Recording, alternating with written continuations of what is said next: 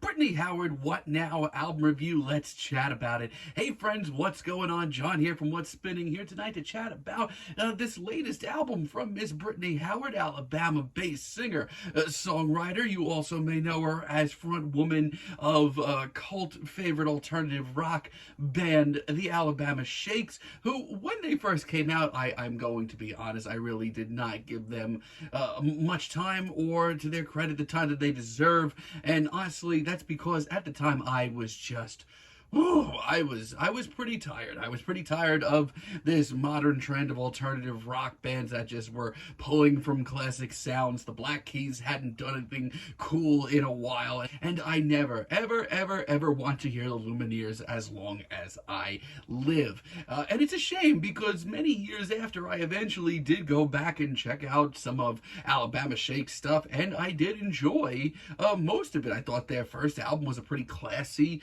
retro album with a lot of soul and heart to it. I thought the production was a little wonky and lo-fi at times, but their follow-up album, Sound and Color, really did make me a fan overnight. And in both of these albums' cases, 90% of the reason that I was listening to it and enjoying it as much as I did was because of Brittany's vocals. Now, since then, Alabama Shakes, we have not heard from them. However, Brittany has gone out on her own, and a few years ago debuted her first solo full-length album, Jamie, and I was actually pretty impressed with it. It was a really cool experiment in modern psychedelic soul.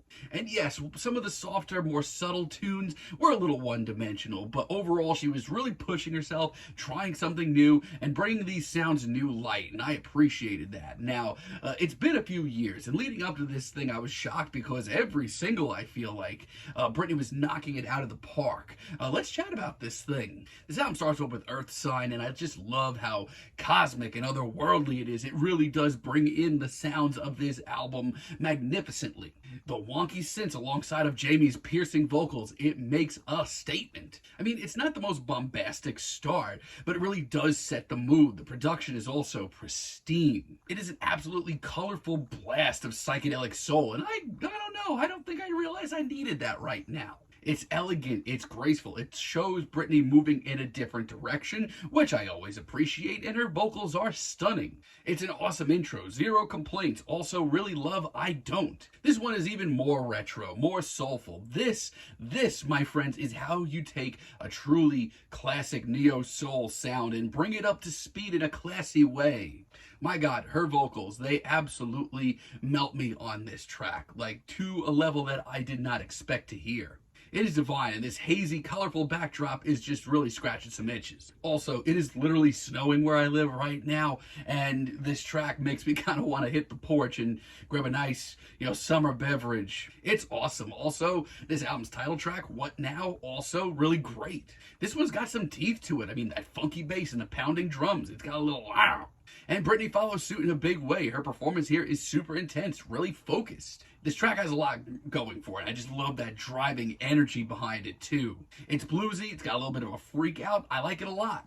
And this hook is just so memorable. Good for you, Brittany. I just love seeing her branch out and try new things. Also, Red Flags. Leading up to this album, this is the single that impressed me the most. I love the pacing on this track. I love how vast it sounds. I mean, the atmosphere, the ambiance behind this track. I mean, look at the freaking album cover here. This is that. This is a smoky psychedelic soul ballad with some serious passion. Not only that, it's genuinely very weird. And every time this chorus hits and those vocals flood in, my God, hell of a single, best track here.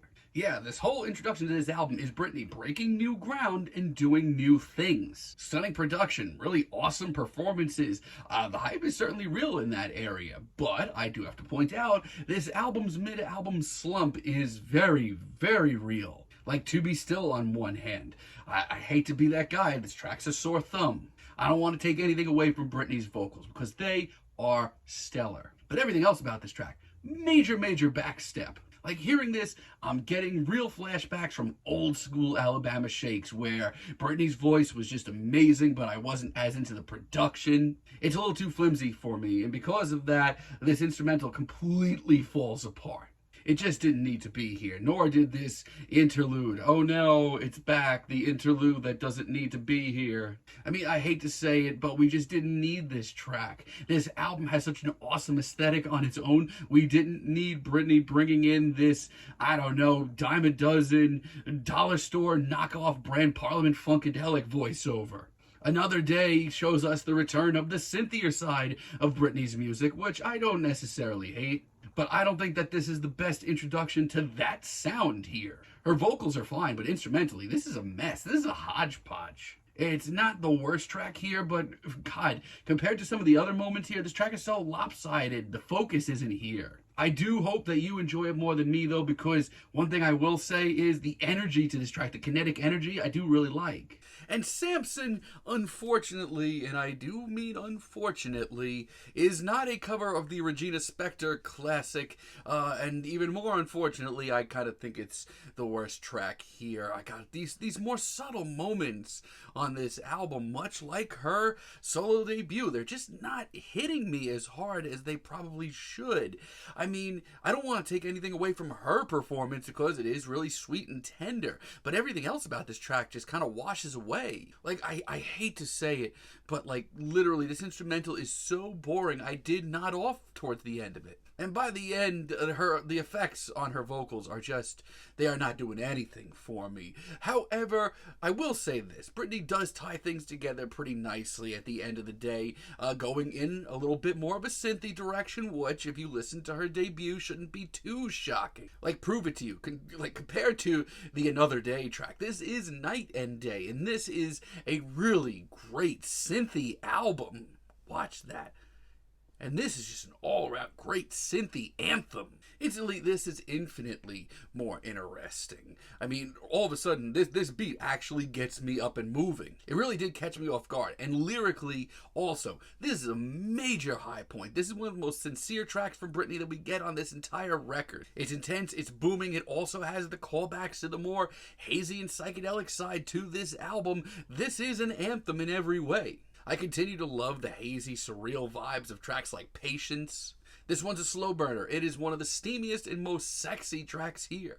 And vocal-wise, this is just freaking awesome, especially alongside this woozy, funky bass. It's a really great ballad. Power to Undo, also really great. A lot of the same feelings on this track, as a matter of fact. Once again, this is how you do a more stripped-down track from Brittany. And yes, it is a little bit more stripped down, a little bit more laid back, but that hook, that chorus packs a wallop. It opens up into another very vast, very broad track from Brittany, and her vocals continue to be a major selling point. Yeah, she really freaks out on this track. I love that. Also, the guitar solo and the swirling synths. And Every Color in Blue as a finale really shows that Brittany is not going to be slowing down anytime soon. It's a bustling, super busy track that's just got super hopeful, free-spirited sounding as well. It's very funky and jazzy, and just Brittany is just at the center of it all. So much of this album has a lot going for it. If you enjoyed the Jamie album of a few years ago, you're absolutely going to enjoy this. But I still do have some slight issues with Brittany's solo music. I feel like a lot of the more subtle tunes on this album, once again, did not really rub me the right way, which is really upsetting. And there's just a really bad mid-album slump here that I can't disregard. Regardless, a lot of this album is Brittany Howard pushing herself, and the results usually are pretty cool and psychedelic soul. I'm feeling a light 7 on this project, but let me know down below what you would like for me to chat about in the future. And until next time, have a great day, friends.